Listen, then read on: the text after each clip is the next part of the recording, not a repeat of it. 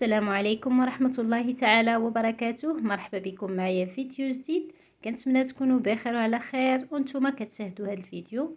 اليوم ان شاء الله غادي نتقاسم معكم الغديوه ديالي، مريقه ولا طويجين بالدجاج والزيتون والحامض مصير.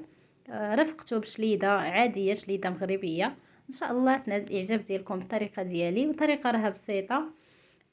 قبل ما ندوز للفيديو اخواتي، كيف العاده ما تبخلوش عليا باللايكات ديالكم وبتعليقاتكم اللي كتحفزني، وجزاكم الله خيرا. بسم الله على بركه الله. بالنسبه للبصله، عندي البصله انا صغيره، درت 2.5 حبات. داك النص غادي نخليه غنديرو في شليده.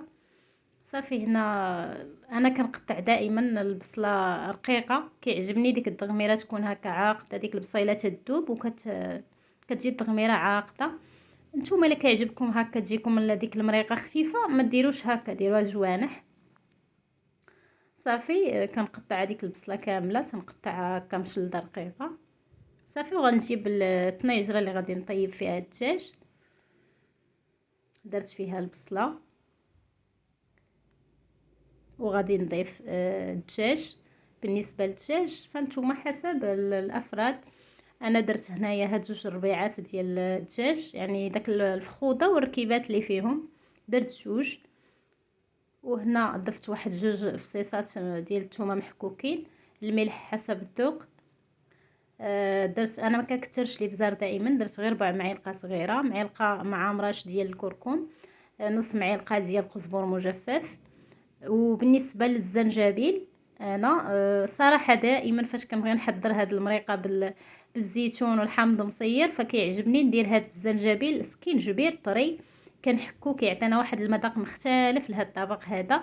واللي بغى يدير المجفف يديرو. صافي وضفت شويه ديال الزيت نباتيه مع زيت الزيتون، تقدروا ديروا غير زيت نباتيه. صافي ودرت شويه ديال الماء غير باش كتخلط لينا ديك العطريه وما كتحرقش. صافي وكندير الدجاج كيتقلى.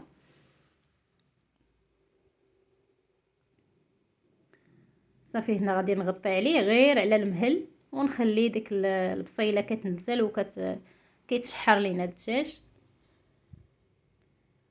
صافي هنا راه بدات البصيله نزلات وبدا كيتشحر لينا الدجاج. كنبقى مره كنقلبو، انا كيعجبني نشحر المريقه ديالي، كيعجبني داك المريقه كتدغمر، عاد كنبلل بالماء، يعني ما كنجيش هكا ونخوي الماء بلا ما نقلي. كيعجبني نقلي دائما في الاطباق ديالي. المهم راه كل واحد والطريقه ديالو في الطياب، انا كنشارك معكم الطريقه ديالي ان شاء الله تعجبكم يا ربي. صافي هنا الدجاج كيف شفتوا ديك البصيله راه تغمرات وتقلى مزيان وكيولي هكا فيه شويه اللون، يعني ما تحتاجوش تحمروه. الا عندكم بحال الطنيجرات هادو فهما راه كيحمروا، الا بغيتو تصبروا عليه اكثر كيتحمر. صافي هنا درت الماء الكافي اللي غادي يطيب ليا داك الدجاج، ودرت واحد النص ديال اللب ديال الحامضه مصير اللي حيت ليه القشره وحيت ليه دوك الجليفات وقطعته ودرته مع قبيطه ديال الربيع. صافي وسديت عليه يطيب. وفي هذه الفتره هذه غادي نوجد واحد شليده مغربيه اللي كلشي كيعرفها. الخيار، المطيشه، الخس، البصله. الشليده هذه من الشليدات اللي كيعجبوني صراحه، بساطين وكيجيو بنانين. فاش كتكوني هكا مزروبه ولا هذا بغيتي شليده كتوجديها. درت انا حبه ديال الخيار مع 2 حبات ديال الطماطم كنحيدو لي من الزريعه. صافي وكنقطعوها رقيقه. شليده ما كاينش اللي ما كيعرفهاش، شليده بسيطه وبنينه في نفس الوقت. صافي هنا كنضيف الخس حتى هو كنقطعو هكا رقيق، وكنضيف البصله. كاين اللي ما كيعجبوش البصله في الشلاضه، وانا صراحه كتعجبني في هاد الشليده هذه.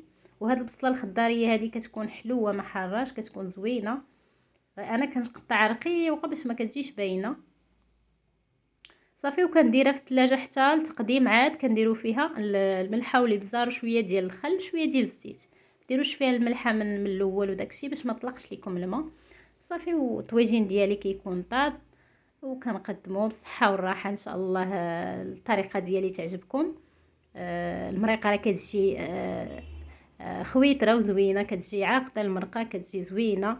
ان شاء الله يا ربي ينال الاعجاب ديالكم هذا الفيديو، وما تنسونيش من لايكاتكم اخواتي. والى فيديو قادم ان شاء الله، والسلام عليكم ورحمه الله تعالى وبركاته.